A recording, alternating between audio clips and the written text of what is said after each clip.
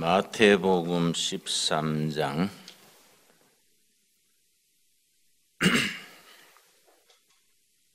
31절 말씀.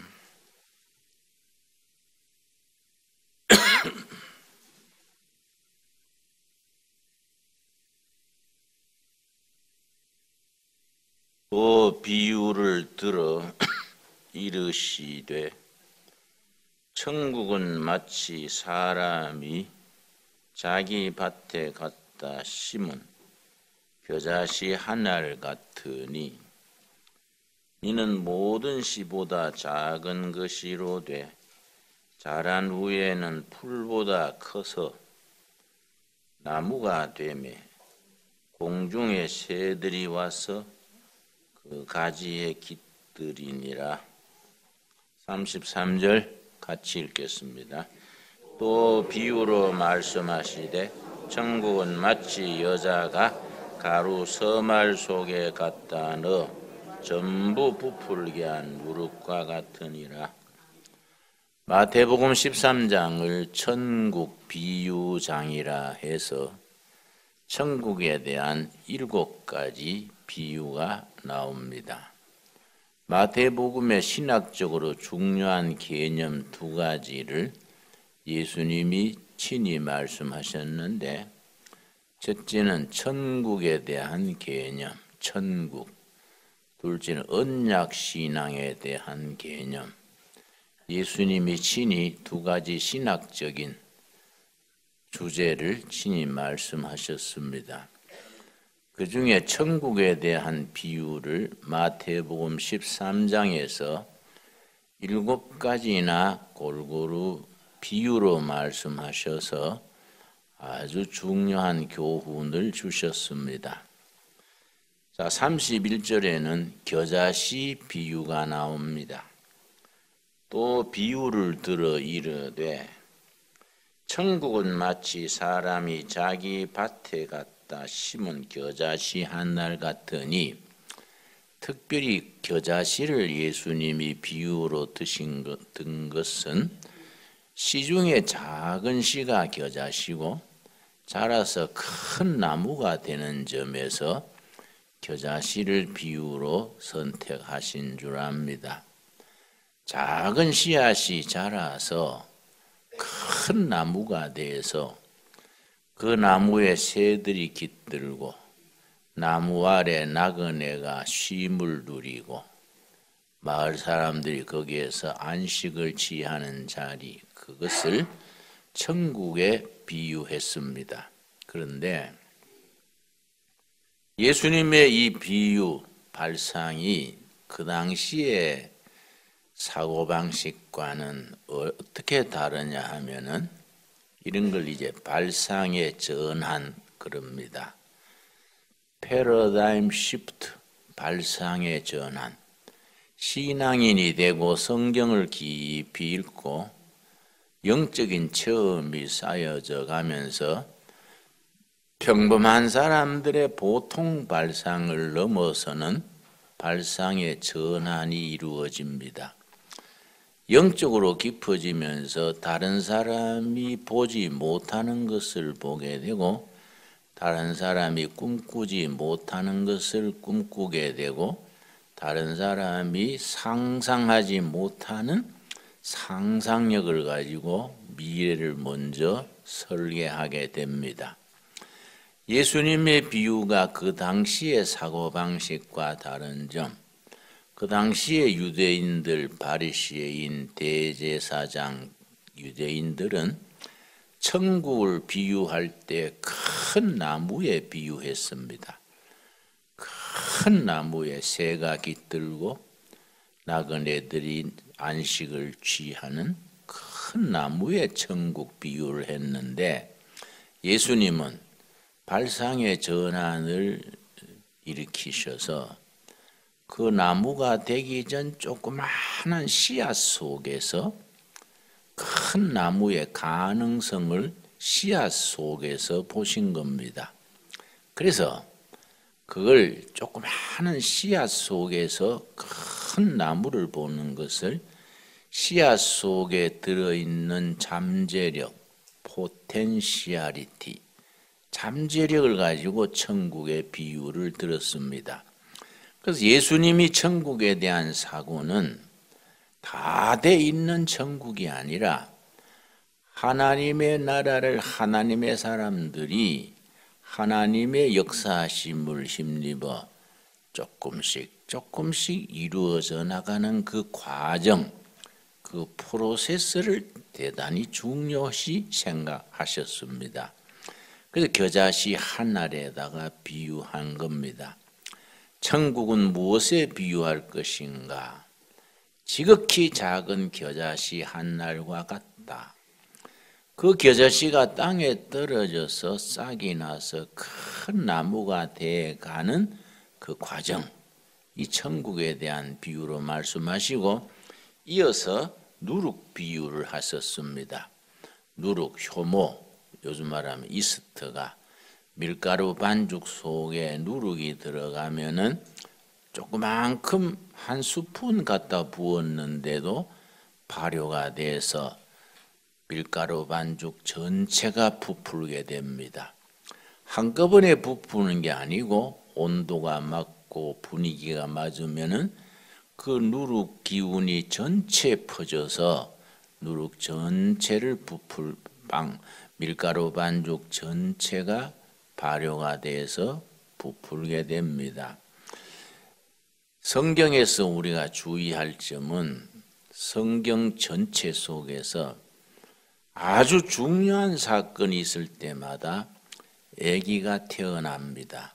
하나님께서 하나님의 일꾼을 세우실 때에 다 돼 있는 기성인들 중에 능력 있는 사람, 똑똑한 사람 뽑아서 세우시는 게 아니라 아기에서부터 시작해서 아기가 자라는 과정을 다 거치면서 부모의 노력과 기도, 하나님의 은혜와 모든 환경의 도움 속에서 그 아기가 자라서 하나님의 일꾼으로 성장, 성숙하게 됩니다.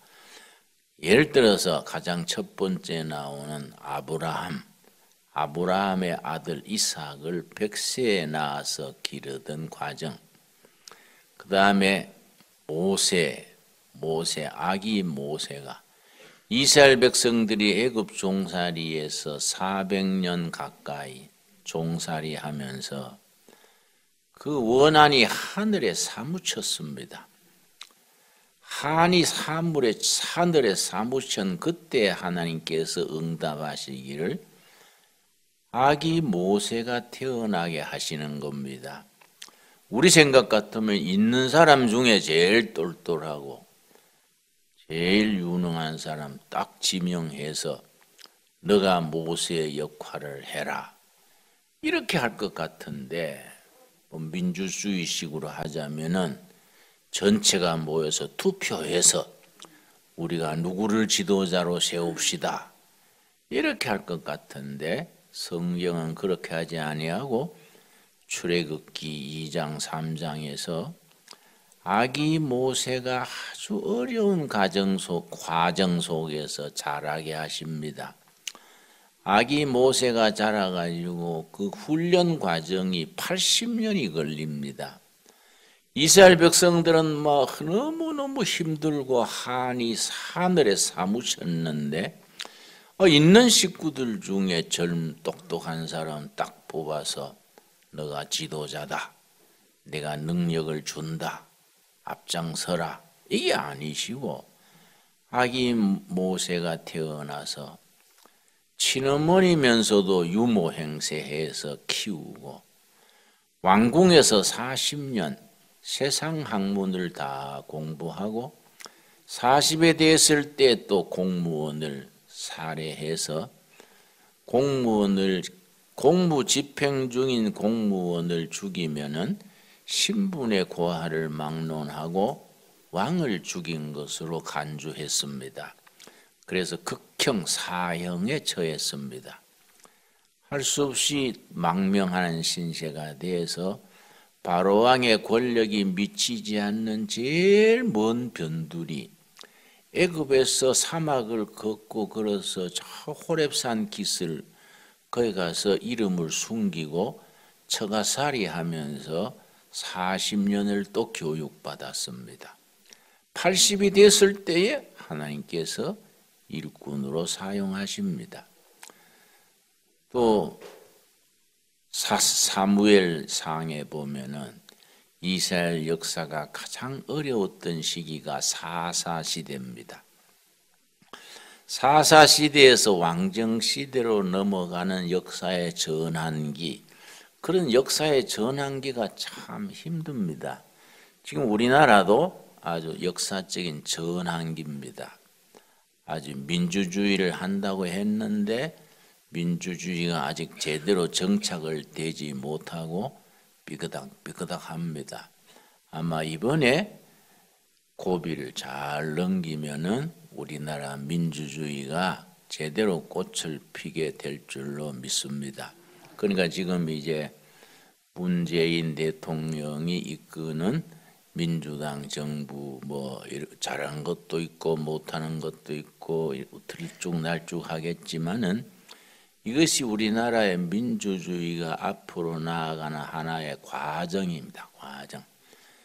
사람도 살다 보면 몸살 하는 거이고 살다 보면은 뭐 감기 기침도 하고 그러면서 아기가 자라고 사람들이 건강을 유지하는 거이지요. 이 시대 체제도 그렇습니다. 그런 우여곡절을 거치면서 민주주의가 발전하게 되는 겁니다. 아마 내 개인적인 느낌으로는 지금 정부가 뭐 장점, 단점 다 있겠지만은 이것도 하나의 과정이다 생각하고 좀 느긋하게 볼 필요가 있습니다. 너무 한 건 한 건에 열받아 가지고 막 소리 지르고 하면 괜히 고혈압 생기고 뭐 괜히 약국만 돈 벌지요. 너무 혈압 높이지 말고 이 안에 넘어가는 과정이다. 그렇게 좀 느긋한 자세로 볼 필요가 있습니다. 그 신약에 들어오면은 그 사무엘 그 역사적인 과도기에 사무엘 아기가 태어나는 거지요. 한나의 아들로 사무엘이 태어나서 사무엘이 역사상 왜 중요하냐 하면은 그 사사시대에서 왕정시대로 넘어가는 역사적 전환기, 터닝 포인트를 이끌었던 인물이 사무엘 선지입니다. 그 사무엘 아기 태어나는 데서부터 시작해서 사무엘이 죽을 때까지 그 과정 속에서 거기서 다시 미래의 주인공으로 태어날 다윗의 이야기로 이어집니다. 신약에 가서는 이제 세례 요한이 태어나는 이야기, 세례 요한의 어머니 엘리사벳이 아주 만삭을 해서 아들을 낳았는데 그 아기 낳는 얘기에 이어서 6개월 차이로 아기 예수님이 태어나십니다. 그래서 구약시대에서부터 벌써 아기 예수가 태어나서 구세주로 등장할 것을 700년 전부터 예언을 하는 겁니다. 바로 이사야 7장 14절입니다. 이사야 7장 14절. 구약 성경을 대표할 수 있는 신약적인 관점에서 구약을 보는 하나의 대표적인 말씀이 이사야서 7장 14절이지요. 이런 말씀을 키워드라 그럽니다. 열쇠가, 키는 열쇠지요. 열쇠가 되는 말씀. 이사야서 7장 14절이 이제 구약과 신약을 연결시켜서 이해하는 키워드가 됩니다. 7장 14절 말씀. 그러므로 주께서 친히 징조를 너희에게 주실 것이라. 징조는 영어로 사인인데 사인. 하나님이 사인을 보여주신다. 이 징조 사인은 자동차 운전하고 가다가 빨간 등이 탁 켜지면 차를 세웁니다. 또 파란 등으로 바뀌면 또 출발합니다. 그것이 사인, 징조입니다. 징조. 시대의 징조. 우리 구주 예수께서 태어나시는 사인, 징조가 있다. 보라, 처녀가 잉태하여 아들을 낳을 것이요 그의 이름을 임마누엘이라 하리라. 하나님의 구원 역사가 단계를 거쳐서 발전합니다. 성경 속에 구원 역사가 계시가 되는데 한꺼번에 탁 보여주시는 게 아니라 성경이 쓰여진 역사는 1500년입니다. 대단한 책이지요. 우리로 말하면 신라 중기에 글쓰기 시작해서 지금까지 1500년이거든요. 신라 중기 고구려 거기 고려 1000년 조선조 500년 합쳐서 1500년에 걸쳐서 쓰여진 책이 성경인데 참 감탄할 것은 1500년에 여러 저자들이 썼는데도 영적인 통일성이 있는 거이지요. 이건 참 기맥힌 겁니다. 그런데 7장 14절에 구약을 대표해서 메시아 아기 예수가 태어나신다. 그 징조 사인이 뭐이냐? 남자를 거치지 않는 처녀가 아기를 낳는다. 그게 사인이다. 그 어떤 아기냐? 임마누엘 하나님, 임마누엘이라 하리라. 하나님이 자기 백성들과 함께 하려고 사람의 모습으로 세상에 오신 아기 예수, 임마누엘이라 하리라. 그렇게 이제 말씀하고 나서 마태복음 1장에 드디어 그 말씀이 현실로 이루어지는 겁니다. 횟수로는 한 700여 년 뒤에 마리아, 여자 마리아가 아기 예수를 출생합니다. 그래서 처녀 마리아가 아기를 놓은 것이 참 영적으로 중요한 것이 우리 보통 사람들은 남자의 후손입니다.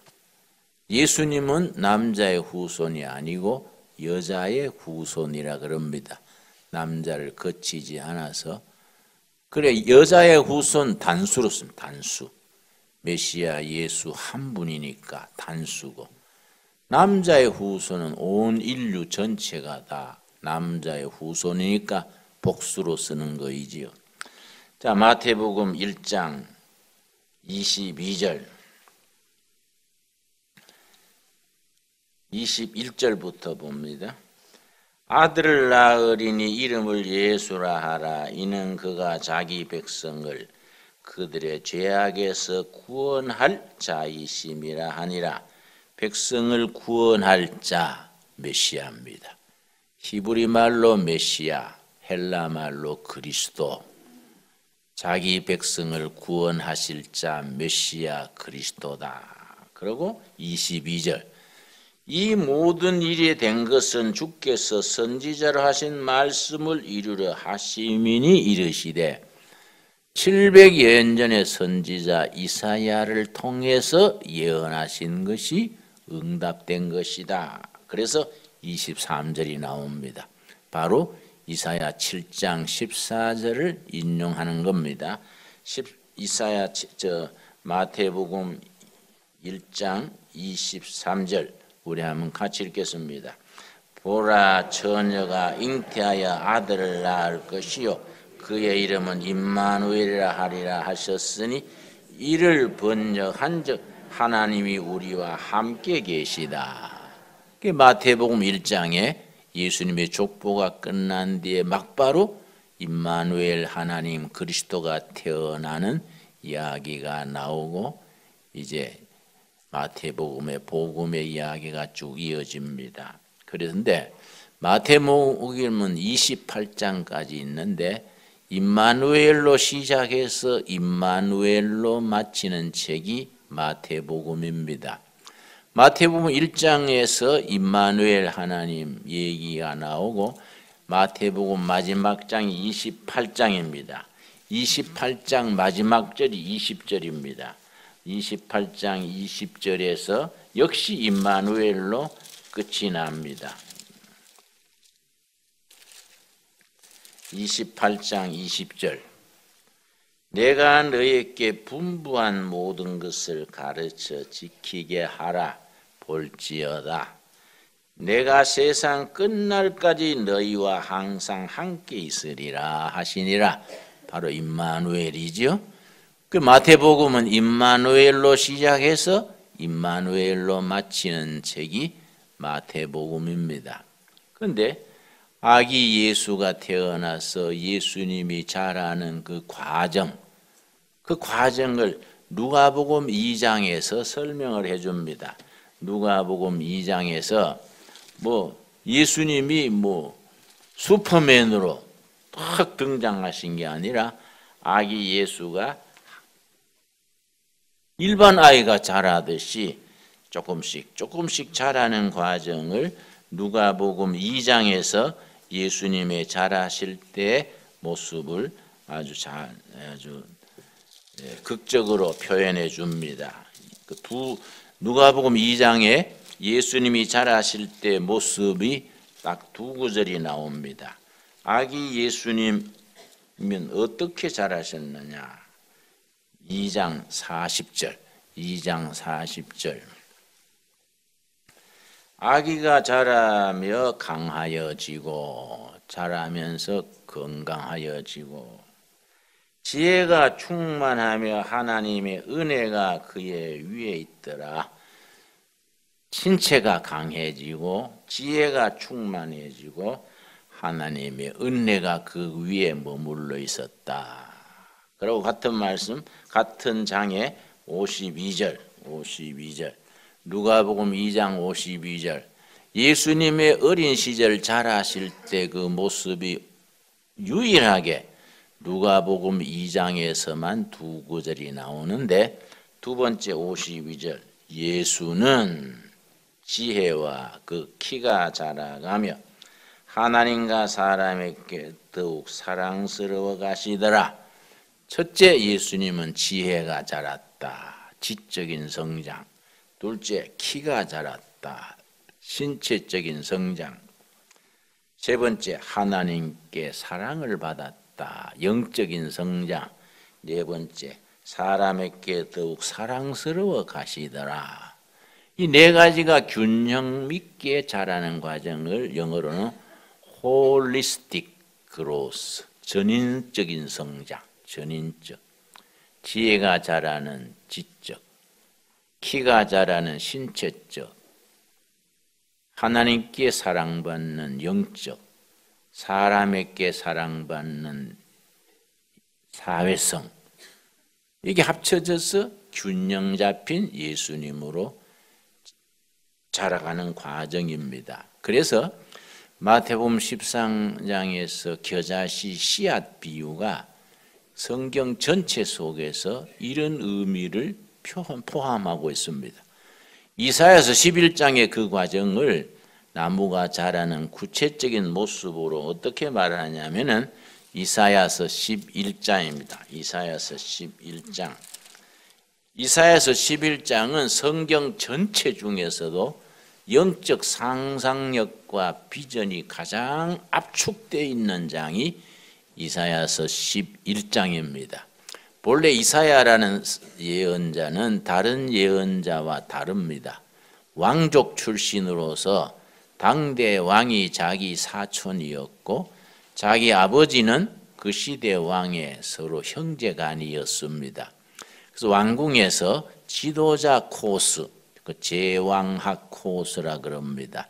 그걸 밟아서 아주 국제 감각이 뛰어나고 또 문장이 수려하고 안목이 넓습니다. 그래서 이 선지자 중에 이사야가 대단한 넓은 식견과 안목과 역사의식과 아주 참 깊이 있는 선지자가 이사야입니다.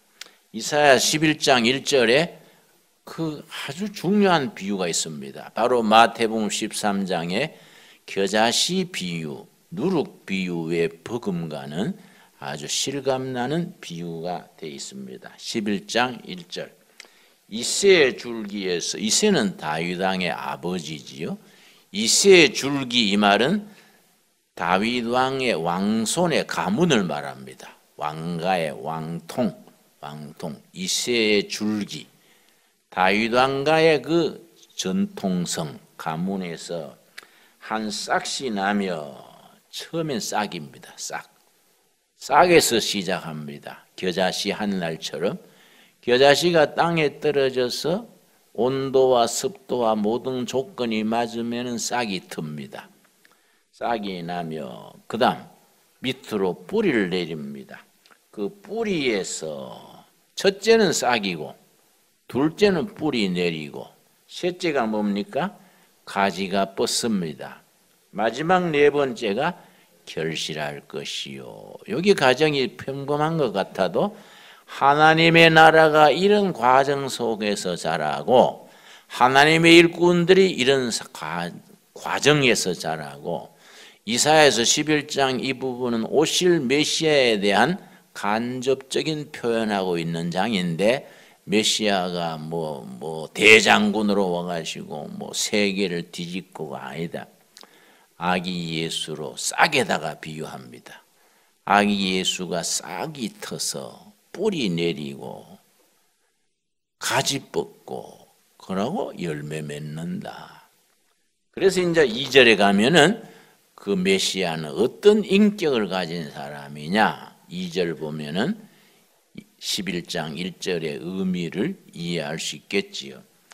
그의 위에 여호와의 영 곧 지혜와 총명의 영이요. 오실 메시아는 지혜와 총명의 영이다.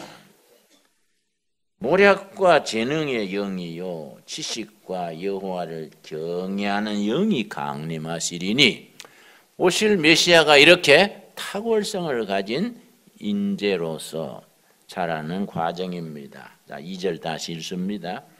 그의 위에 여호와의 영 곧 지혜와 총명, 이런 말씀에 대한 용어에 대한 이해를 정확하게 이해해야 성경이 깊이 들어옵니다.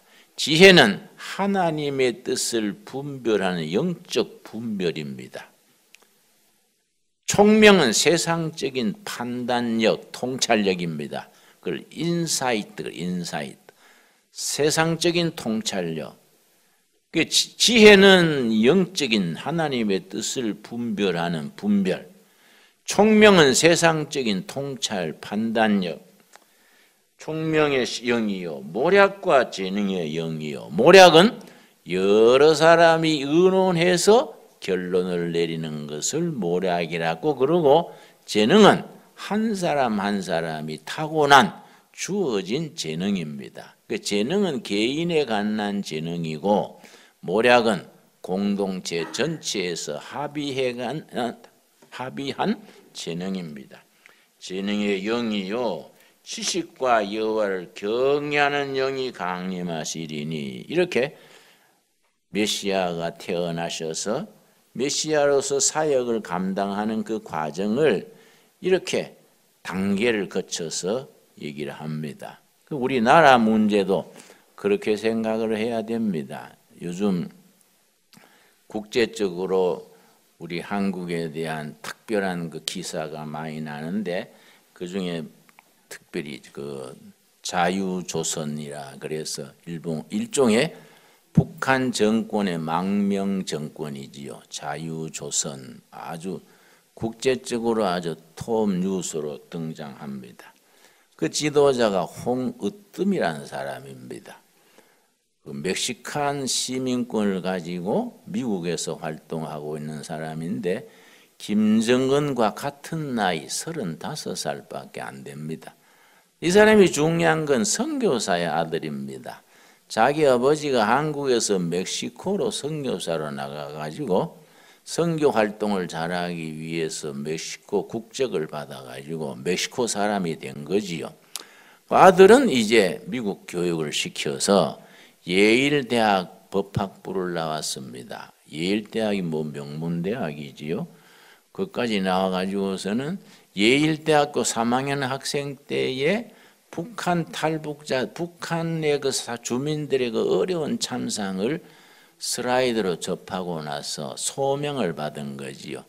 자기 아버지가 다 목선교사고 하니까 내가 이 일에 헌신을 해야겠다. 그래서 예일대학 학생일 때에 북한 탈북자, 북한 인권을 돕는 그런 조직을 만들었습니다. 그러니까 그 조직 이름을 링크라 그래요. 링크. 리버티 인 코리아. 리버티는 자유죠. 인 코리아. 북한 안에서의 자유. 그걸 줄여서 링크란 조직을 만들어서 참 유능한 젊은이에요. 나이 불과 지금 35살인데 전 세계 80개 도시에 그 지부를 만들었습니다. 그래서 그 지역의 유능한 교포들을 헌금 내게 하고 북한에서 탈북한 사람들 모아 조직을 만들고 전 세계 80개 도시에 링크 조직을 만든 뒤에 후배들한테 그걸 넘겨주고 자기는 이번에 이제 자유조선 그 탈북한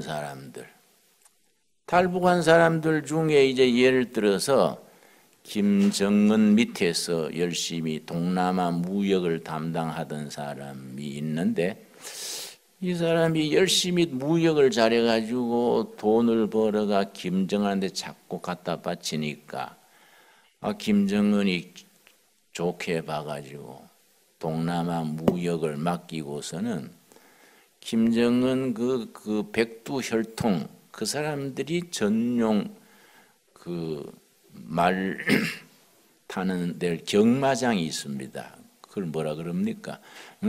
목장이 있습니다. 거기에 이제 데려갔습니다. 데려갔는데 그거 이제 아주 좋은 말 한 마리가 병이 났어요. 그러니까 김정은이가 새파란 젊은이가 책임자를 보고 막 꾸지람하는 거지요. 이 구하기 어려운 좋은 말을 이렇게 병들고 하면 되냐? 꾸지람하니까 그 사람이 막 혈이 핏기를 잃고 막 부들부들 떨고 죄송합니다 했더니 꾸지람하고 난 뒤에 몇 발자국 가다가 돌아서서 저 친구 총살해. 그날 그 자리에서 죽여버린 거예요. 그걸 이 사람이 본 거예요. 이거 안 되겠구나. 지금은 열심히 돈 갖다 바치니까 뭐 환영하고 경마장까지 데려가고 하지만은 이리 써먹다가 총살에 가면 그만이구나. 재판도 없고 아무것도 없는 거예요. 총살은 그만이에요. 그때부터 이 사람이 마음을 고쳐먹고 돈을 만지니까 가족을 먼저 피신시키고 돈을 빼돌려서 350만 달러 한 40억 되지요. 그걸 가지고 미국으로 간 거지요. 한국으로 안 오고 한국도 좀 위험하다 싶으니까 미국으로 가가지고 그럼 미국에서 환영이지요. 뭐 40억 돈 가져오지요. 또 뭐 중요한 정보 가져오지요. 김정은 측근에 있었으니까 또 뭐 다 정보도 많고 하니까 환영이지요. 이런 사람들 만나가지고 이제 그걸 자금을 대시오. 우리 망명정부 합시다. 김정은 정권을 서서 이거는 바꿔치워야 되겠습니다. 이걸 레짐 체인지 그래요. 체제의 전환, 레짐 체인지. 정권 자체를 바꿔야지 뭐 협상회가 될 일이 아니다. 응? 트럼프하고 김정은하고 협상한다고 일이 풀리냐? 응? 이거는 체제 자체를 바꿔버려야 된다. 그래가지고 탈북자들을 전 세계 이제 사람들 연결해가지고 북한 안에 있는 인맥하고 연결을 해서 북한 안에 혁명 조직을 만든 거지요. 비밀리에. 그러니까 북한의 정보가 왔다 갔다 하는 겁니다. 그래서 지금 요즘 어느 정도가 됐냐면은 남한에 NK 텔레비라고 있습니다. 노스 코리아 텔레비란 그 요새는 1인 방송이 돼 있어서 거기는 공개리에 북한에 있는 고위층하고 남한에서 전화를 해요. 왜냐? 북한에도 핸드폰이 600만 대가 보급돼 있으니까. 600만 대 핸드폰이 있으니까 그걸 뭐 통제할 수가 없지요. 남한에 앉아가지고 북한에 고위층하고 전화 통화를 하는 겁니다. 그러니까 옛날처럼 독재하기가 할 수가 없지요. 지금은 이런 조직이 가능한 거지요. 그런데 그 사람들이 저기 하노이에서 누굽니까? 트럼프와 김정은이 회담하기 닷새 전에 스페인에 있는 마드리드에 북한 대사관이 있습니다. 북한 대사관의 그 홍으뜸, 그 미국 이름으로 에이드리안 홍입니다. 에이드리안 홍. 이 사람이 한 달 전에 마드리드에 가가지고서는 북한 대사관 앞에 있는 호텔에 방 잡아놓고 작업을 한 거예요. 아, 내가 북한에 투자하고 싶어온 미국 교포다. 뭐 이래가지고 북한의 인심을, 그 대사관의 인심을 얻어가지고 딱 10명이 초청받아 들어가가지고 그걸 점령을 한 거예요. 그 안에 있는 그 컴퓨터, 특별히 중요한 것이 그 비밀 암호를 푸는 기계가 있습니다. 암호 푸는 기계. 그걸 전부 딱 압수해가 나온 거예요. 이게 뭐 중요한 자료지요. 아마 그 자료 속에 남한에 나와 있는 북한 간첩들의 명단도 그 속에 다 들어있지 않나. 여러분 가끔 텔레비전 보면 북한 방송에 이상한 지시문이 나오지요. 뭐 숫자 같은 거 뭐 그 이제 암호 지령을 하는 거이지요. 난수표라 그래. 난수표로. 뭐 이상한 말이 나와요. 뭐 23577 주민등록증처럼 뭐 얘기를 해요. 거기 뭐 대구에 있는 누구는 어떤 행동을 취하라. 이번에 세종로에 데모가 있는데 어떻게 동원해라. 이게 나오는 거예요, 그걸. 응? 그건 이제 비밀로 나오는데 그 비밀을 푸는 기계가 있는 거예요, 거기. 그걸 들고 나와가지고 미국 FBI에서 탐을내가 우리한테 넘겨주시오. 국제적으로 보도가 됐어요. 그걸 FBI에서 사정을 해서 주고. 또 2년 전입니까? 김정남이 어디서 죽었습니까? 말레이시아입니까? 인도네시아입니까? 왜 나가서 죽었냐면 중국에 사는데 중국에서 김정은한테 경고를 한 거예요. 혹시 중국에서 김정남이 죽으면 우리 가만 안 둔다. 절대 중국에서 손대지 마라. 그러니까 기회를 노리다가 외국에 나갔을 때 말레이시아 공항에서 독가스 뿌려서 외국에 나갔을 때 죽인 거이지요. 그 아들이 이제 김한솔이요. 김한솔. 그러니까 김일성의 4대 소입니까? 김일성, 김정일, 김정남, 김한솔. 이 4대 손을 이제 그 다음에 이제 김한솔만 죽이면 되거든요. 왜냐하면 김정은은 직계가 아닙니다. 일본 교포로서 북송 교포의 딸입니다. 그러니까 백두혈통이 아니다 이거예요. 그러니까 그게 늘 챙기는 거이지요. 그러니까 김한솔이 혈통으로는 직계니까 위험하니까 그 아까 말했는 홍으뜸 목사의 아들 그 친구 조직에서 중국에서 빼내가지고 일단은 대만 오겠어. 대만까지 와가지고 미국 가는 비행기 수수하는데 대만 정부에서 신분을 눈치채고는 안 보내주는 거예요. 비행기에 태우지를 않는 거예요. 1시간이 지나도 뭐 조사한다고 하고 그러니까 급해지니까 홍에이드리안 팀에서 CIA, 미국 CIA에 긴급 연락해서 이런 사회인데 손 좀 서주시오. CIA에서 대만 정부에 이야기해서 이거는 협조해 줘야 될 사항이다. 그래서 대만에서 미국으로 피신을 시켰습니다. 이런 사업을 하는 거야. 이런 사업을 하니까 이제 그래야 이제 이번에 마드리드의 스페인에서 비밀 문선이 암호 푸는 기계니 몽땅 들고 나와버렸으니 북한은 난처하지요. 외교의 문서로 나갈 수 있는 그거 이제 비밀 지령을 못 하지 않습니까? 요즘 정보를 보면요. 미국에 있는 유엔 대사, 러시아 대사, 중국 대사를 옛날 같으면 문서로 다 암호로 보내던 게 안 되니까 오게 합니다. 소련에서 와가지고 몇 마디 듣고 가는 거예요. 그만큼 이 북한 자체가 어려워진 거지요. 그런데 이제 홍으뜸 이 사람들의 팀이 세계적으로 퍼져 있는데 이 사람들 목표는 경고를 하는 거예요. 지난 3월 1일에 우리는 북조선이지요. 조선 인민의 해방이 우리의 목표다. 그러니까 요구를 해요. 전국에 있는 정치범 수용소를 폐쇄하라. 그리고 여러 가지 조건을 내는 거예요. 탈북민들을 북송하는 걸 중단하라.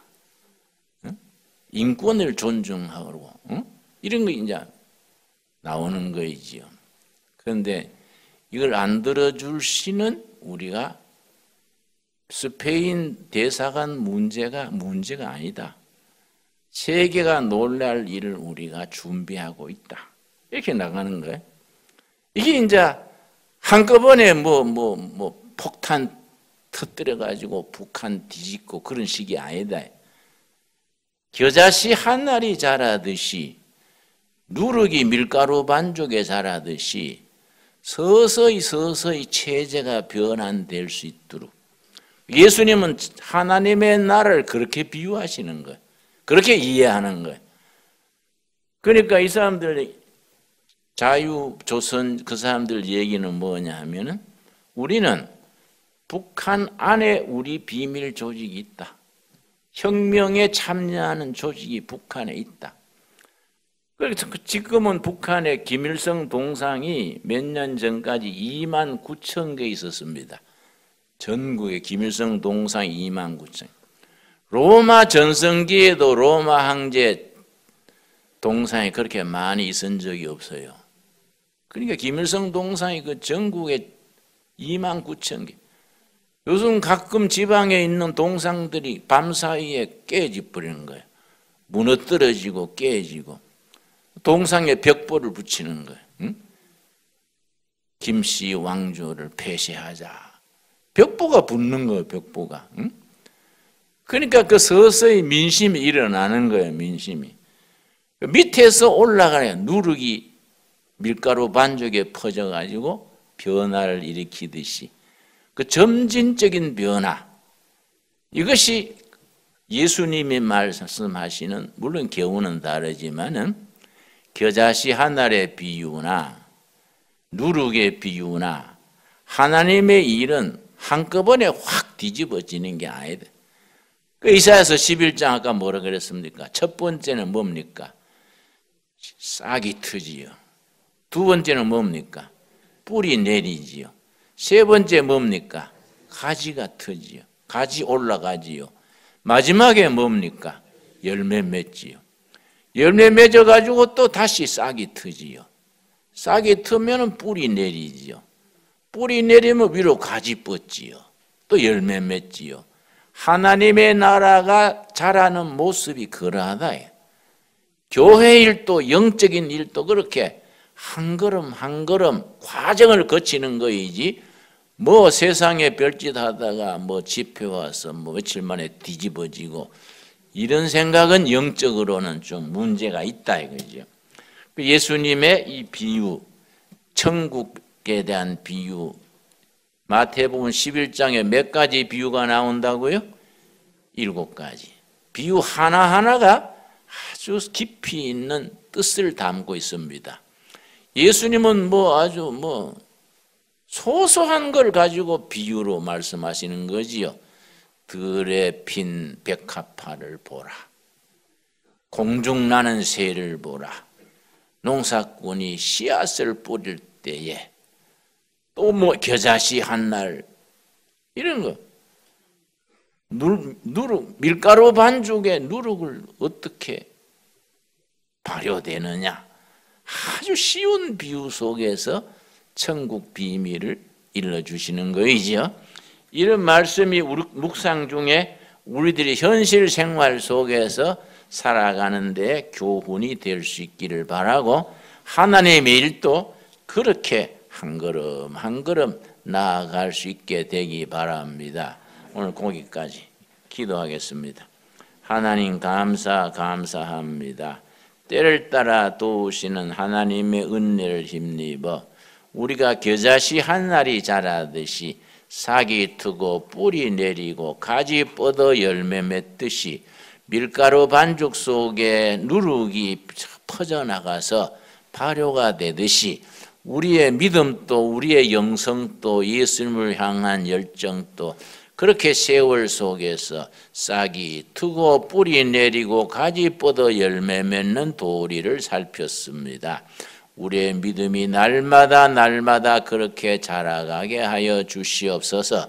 예수님 이름 받들어 기도드렸사옵나이다. 아멘.